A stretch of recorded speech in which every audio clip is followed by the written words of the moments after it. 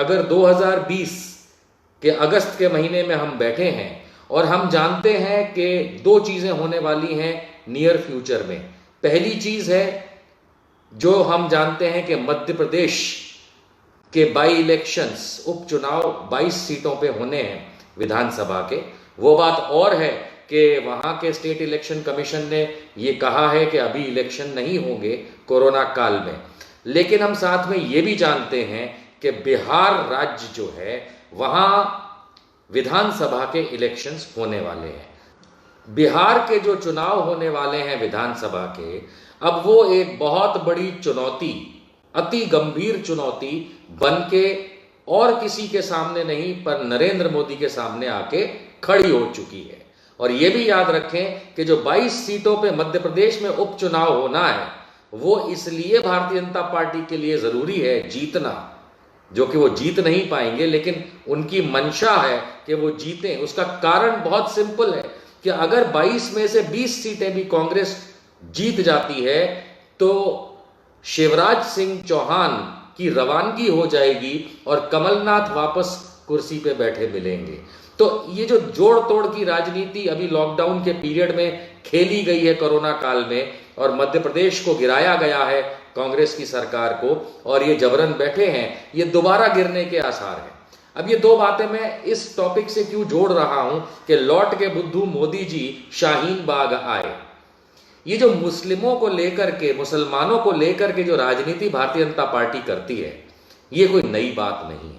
ये हम सब जानते हैं कि जिस तरीके की घिनौनी राजनीति भारतीय जनता पार्टी और नरेंद्र मोदी और उनके लोग इस देश में करते हैं, जिसके अंदर मुसलमानों की प्रताड़ना और उस चीज पे राजनीति खेलना, ये हम सब जानते हैं, भली भांति समझते हैं। तो अब इस टॉपिक से मैं उसको जोड़ करके आपको अपना एक वक्तव्य रखना चाहता हूं। किसी ने कमेंट में लिखा था, जो मैं बीच में रुक गया था पढ़ने के लिए, कि आम आदमी पार्टी वालों से पंगा मत लेना भैया, या नरेंद्र मोदी की जड़ें हिलाने बैठे हैं जो केजरीवाल टाइप के लोग हैं, इनको तो हम छोड़िए, ये कोई कीमत के नहीं है, हम इनसे इतना नहीं ध्यान देते इनकी तरफ, तो इतना चिंता ना करी जाए। खैर, तो अब आप जानते हैं कि पिछले साल CAA NRC को लेकर के दिल्ली से, शाहीन बाग से एक आंदोलन शुरू हुआ था। वो आंदोलन था anti CAA, anti NRC NPR protest, और ये पूरे देश के अंदर फैल गया था। और इसमें सिर्फ मुसलमानों ने नहीं, लेकिन हर धर्म, हर जाति, हर वर्ग, हर जेंडर, पुरुष, स्त्री, बच्चा, बूढ़ा, जवान ने पूरे भारतवर्ष में इसको सामने रख के देश की भलाई के लिए प्रोटेस्ट किया था। चाहे वो घर पे बैठ के किया था या लाखों करोड़ों की संख्या में सड़क पे उतर के और अलग अलग शहर, गांव, देहात तक में शाहीन बाग बना करके किया था। अब हम सब जानते हैं कि वो जो आज एक महानुभाव बदन दर्द की वजह से भर्ती हुए अस्पताल में, जैसा मैंने एक पोस्ट में कहा, उनके लिए दुआ करें, और दुआ धीरे धीरे करें। पहले दुआ कर लेते हैं, कबूतर जा जा जा, कबूतर जा जा जा, दोहराएं, कबूतर जा जा जा, बदन दर्द लेके कबूतर जा जा जा। चलिए, ये दुआ उनके काम आए और श्री राम उनकी सहायता करे और अल्लाह उनका असर आसान करे, सफर अल्लाह। तो ये हम चाहेंगे। खैर, आगे की बात बढ़ते हैं। तो इन्होंने, एक हमारे महानुभाव दूसरे भी हैं, उनका नाम है अमित शाह, जो कि भारत के होम मिनिस्टर भी हैं। उन्होंने दिल्ली की एक सभा के अंदर ये कहा था कि बटन यहां दबाओ ताकि करंट वहां लगे। ये सब जो राजनीति, गंदी राजनीति मुसलमानों को परेशान करने के लिए दिल्ली में की गई थी, कई लोग ये सोचते हैं कि भारतीय जनता पार्टी वोट लेने के लिए और जीतने के लिए कर रही थी। ये मानते हैं ना? गलत मानते हैं। आम आदमी पार्टी जो है वो RSS की बाई प्रोडक्ट है। अरविंद केजरीवाल जी जो हैं वो RSS के चलाए हुए एक प्यादे हैं।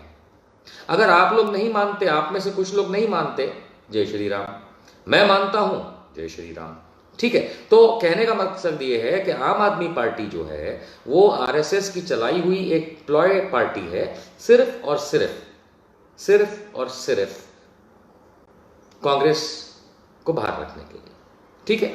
राजनीति है, राजनीति में ये सब चलता है। मिली जुली सरकारें बनती हैं और मिला जुला के भी सरकारें बनती हैं।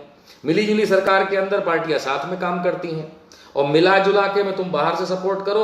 और अब तो नया स्टाइल आ गया है कि हम दिखाएंगे भी नहीं कि हम सपोर्ट कर रहे हैं, लेकिन भारतीय जनता पार्टी और आम आदमी पार्टी मिल करके एक तीसरी पार्टी को हरा करके सत्ता पे काबिज रहती हैं। खैर ये खेल है, ये राजनीतिक खेल है। ये राजनीति खेलने के लिए पूरी छूट है, चाहे केजरीवाल हो, चाहे मोदी हो, अमित शाह हो, मनीष सिसोदिया हो, इन्हें पूरी छूट है। हमको क्या फर्क पड़ता है भाई, आपकी राजनीति, आपके राजनीति खेलने का तरीका, आपको मुबारक। लेकिन जब इस राजनीति के चलते आप एक धर्म विशेष को लेके, वर्ग विशेष को लेके, जाति विशेष को लेकर के जब आप उसको मसलने की कोशिश करते हो, चाहे वो दलित हो, चाहे एससी हो, चाहे एसटी हो, चाहे ओबीसी हो, और चाहे धर्म विशेष में मुसलमान हो, क्रिश्चियन हो, और कई बातों में तो सिखों को भी, जब ये इस तरीके का मसलना शुरू करते हैं अपने सीटों को पाने के लिए, तब हम सवाल खड़ा करते हैं कि तुम नालायकों हो कौन, तुम नालायकों हो कौन। क्योंकि तुम्हें किसी ने अधिकार नहीं दिया, चाहे तुम केजरीवाल हो, चाहे तुम मोदी हो, चाहे तुम फोदी हो, इससे कोई फर्क नहीं पड़ता, चाहे खुजलीवाल हो। कहने का मतलब यह है, नाम आप कुछ भी दे देते हैं, मैंने देखा सोशल मीडिया पे, लेकिन कहने का मतलब यह है कि जब मिली जुली सरकार के बजाय मिला जुला करके भाजपा और आम आदमी पार्टी को, अगर कांग्रेस को बाहर रखना है, खुली छूट है आपको राजनीति करने की, ये देश में हर टाइप की राजनीति अलाउड है, लेकिन प्रताड़ना की राजनीति अलाउड नहीं है। आपने देखा होगा कि जब शाहीन बाग के अंदर प्रोटेस्ट दिल्ली में शुरू हुआ था तो उस पूरी जगह को कॉर्डन ऑफ कर दिया गया था, घेर लिया गया था, और पुलिस ने सब तरफ कॉर्डन घेर करके सारे रास्ते बंद कर दिए थे। मैंने टेलीविजन के शोज से लेकर के, फेसबुक लाइव से लेकर के, पुलिस के ऑफिसेज में जाकर के भी मैंने साफ पूछा था, कालिंदी कुंज, जिनको दिल्ली के बारे में पता हो, कालिंदी कुंज चौराहा क्यों बंद किया है, किस बात से आपने कालिंदी कुंज चौराहा बंद किया है, यहां तक के पूसा वो ओखला पुस्ता फ्लाईओवर बंद किया है, क्यों किया है? किसी ने जवाब नहीं दिया। आप मान के चलिए वहां से 1.5 किलोमीटर दूर शाहीन बाग है, उस चौराहे से इन्होंने उस चौराहे को बंद कर दिया ताकि उस पूरे इलाके के अंदर नोएडा, फरीदाबाद और दिल्ली के बीच में आने जाने वाला ट्रैफिक पूरा रुक जाए। इससे परेशान कौन होगा? इससे परेशान होगा आम इंसान जो फरीदाबाद में रहता है, जो नोएडा में रहता है, जो ग्रेटर नोएडा रहता है, जो मेरठ में रहता है, जो गाजियाबाद रहता है, जो साहिबाबाद रहता है, जो दिल्ली में रहता है। ये लोग परेशान होंगे, और जब ये लोग परेशान होंगे तो ये मुसलमानों के प्रति द्वेष भावना शुरू करेंगे, क्योंकि टीवी मीडिया में तो आपको यह दिखाया गया कि मुसलमानों ने जाने क्या कहर बरपा दिया। हकीकत मानी ऐसा कुछ नहीं था। इनफैक्ट शाहीन बाग पे जिस रोड पे मंडप लगा था और ये लोग बैठे थे वो एक तरफ की थी, दूसरी तरफ तो पुलिस ने खुद ने कॉर्डन कर दिया था, क्योंकि होम मिनिस्टर के ऑर्डर थे। और होम मिनिस्टर के ऑर्डर क्यों थे? क्योंकि दिल्ली की जो पुलिस है वो दिल्ली सरकार के अधीन नहीं आती, वो भारत के होम मिनिस्टर के अंडर में आती है, अर्थात कबूतर जा जा जा के अंडर आती है। इसलिए इस बात को समझना यह भी जरूरी है कि जिस तरीके से मुसलमानों को प्रताड़ित करके इन्होंने कोशिश करी शाहीन बाग के अंदर कि हर हाल में उनको, मुसलमानों को आइसोलेट कर दिया जाए, यह एक राजनीतिक गंदा खेल है। और अंततः क्या हुआ? अंततः यह हुआ, आप सबने देखा होगा कि दिल्ली में राइट्स हुए। पूरे देश के अंदर हजारों की संख्या में शाहीन बाग थे, हजारों की संख्या में, और करोड़ों की संख्या में हिंदू, मुस्लिम, सिख, ईसाई, बूढ़ा, बच्चा, आदमी, औरत सब इस प्रोटेस्ट में पार्टिसिपेट कर रहे थे।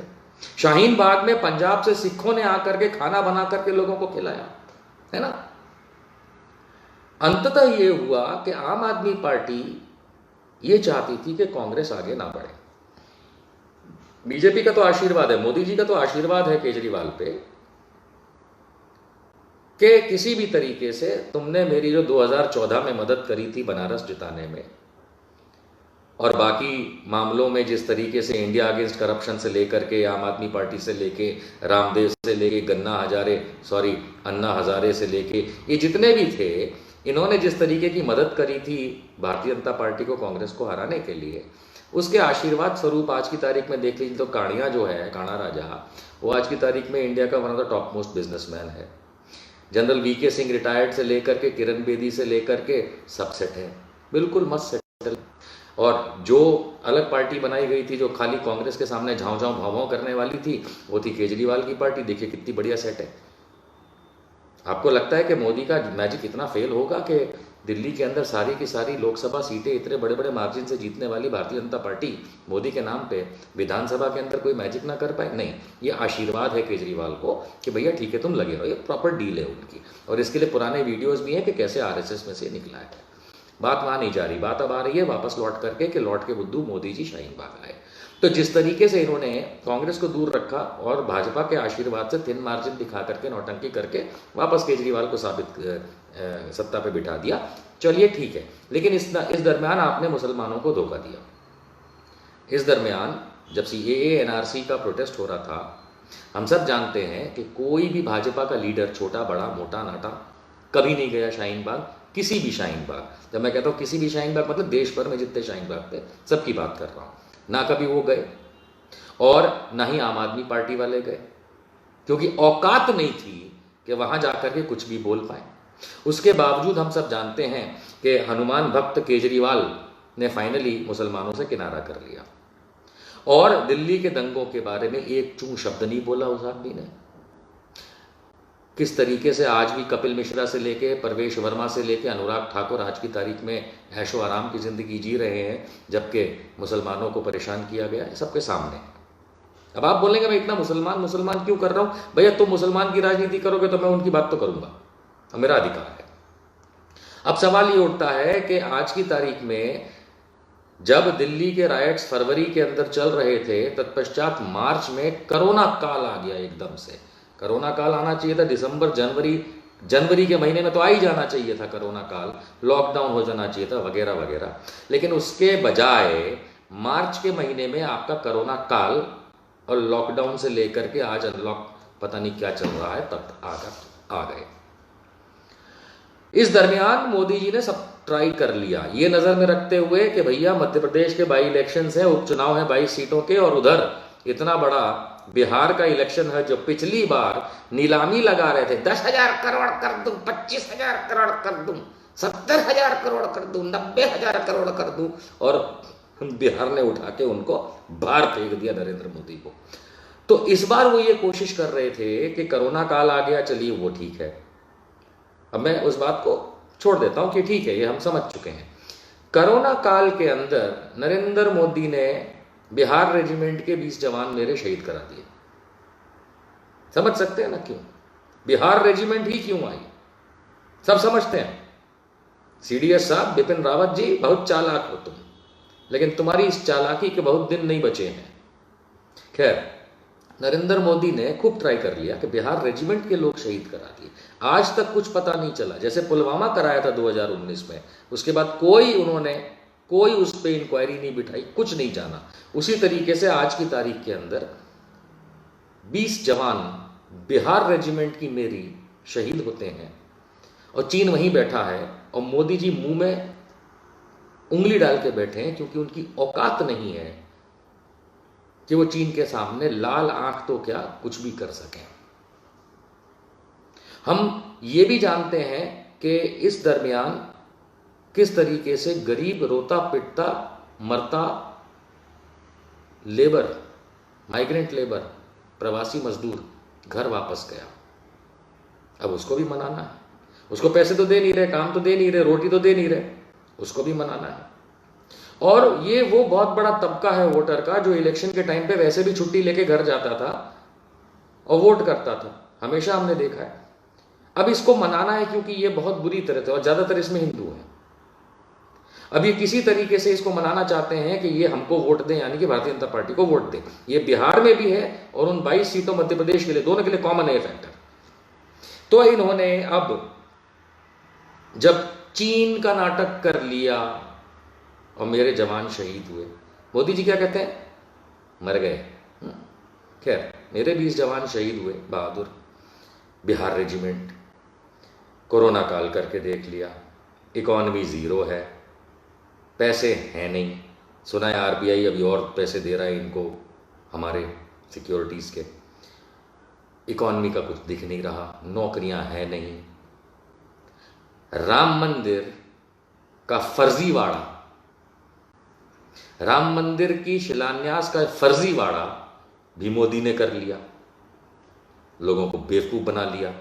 बना नहीं कोई, मुझे याद है कि मैंने उस दिन शेयर भी किया था, आप लोगों ने भी देखा होगा चारों तरफ, कि जिस दिन ये राम मंदिर का जो फर्जी शिलान्यास नरेंद्र मोदी करने गया था, उत्तर प्रदेश तक में किसी ने नहीं उसको सराहा। वो शाम को वो करना था, क्या नाम है, दिया जलाना था और घंटा बजाना था और जाने क्या करना था, कुछ नहीं किया लोगों ने, सिर्फ भाजपा वाले लगे रहे। 25-25 सोसाइटियों के बीच में एक सुंदरकांड, मतलब ये कीमत थी कि मोदी को किसी ने एक्सेप्ट नहीं किया, और ये फर्जीवाड़ा राम मंदिर के शिलान्यास का किसी ने एक्सेप्ट नहीं किया। खैर आगे बढ़ते हैं। तो जब राम मंदिर का नौटंकी भी इसने कर लिया, कोरोना की नौटंकी भी कर लिया, चीन की नौटंकी कर लिया,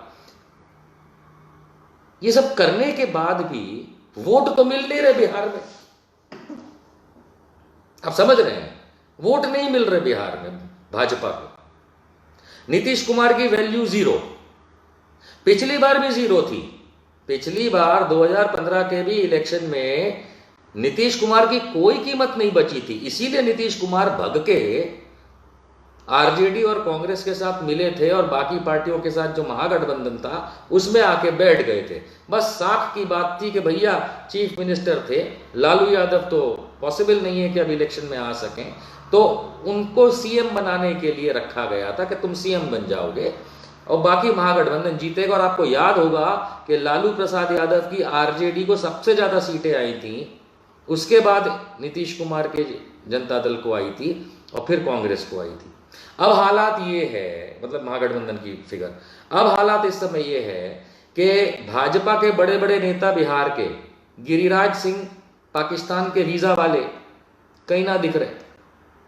गिरिराज सिंह जो पाकिस्तान का वीजा दिलवाने वाले थे लोगों को, कुछ नहीं, कहीं दिख ही नहीं रहे, उनका मुंह बंद चोंच बंद साइड में पड़े हुए हैं। बिहार के उप मुख्यमंत्री भाजपा के कद्दावर सुशील कुमार मोदी, कहीं ना दिख रहे भैया, उनकी भी चोंच बंद है, साइड में पड़े। इसके सिवाय अगर देखा जाए तो अमित शाह तो वैसे ही पिछले 3 सालों में फेलियर है, क्योंकि अमित शाह की जो सो कॉल्ड चाणक्य नीति, घंटा चाणक्य नीति, जो चाणक्य नीति की वो बातें करता था उसमें कुछ निकल के आया नहीं। सारे राज्य वो हारा, सिवाय एक आध के जहां जोड़ तोड़ करके जीत हुई। अभी आजकल इनके नए चीफ बने हैं भारतीय जनता पार्टी के राष्ट्रीय अध्यक्ष जेपी नड्डा। तो जो नड्डा साहब जो हैं, ये इनको कुछ आता नहीं है, इनके आते तो चौके छक्के लग गए थे इनके। तो कहने का मतलब, मेरा मकसद ये है कि इनके पास बिहार जीतने के लिए कोई चेहरा नहीं है,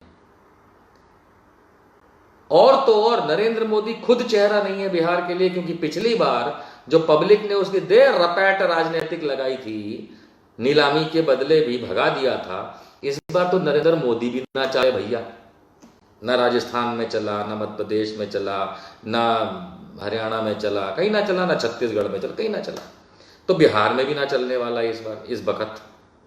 तो जो इस वक्त वो बिहार में भी ना चलेगा मोदी, तो वो तो भैया संबित पात्रा वाला हाल हो जाएगा, जो हमने कही रखा है कि हम पंखे से उल्टा टांग के लटका करके गोल गोल घुमाएंगे, वो हो जाएगा पब्लिक द्वारा। तो इस चीज से बचने के लिए अब इनके पास एक ही हथियार, वही पुराना गोलवालकर के समय से, सावरकर के समय से चलता चला आ रहा वही पुराना रिकॉर्ड, गोल गोल घुमाओ, जिसका नाम है हिंदू मुसलमान। क्यों? क्योंकि चीन फेल, पाकिस्तान फेल, फौज फेल, किसान fail, economy fail, Modi fail, Ram fail.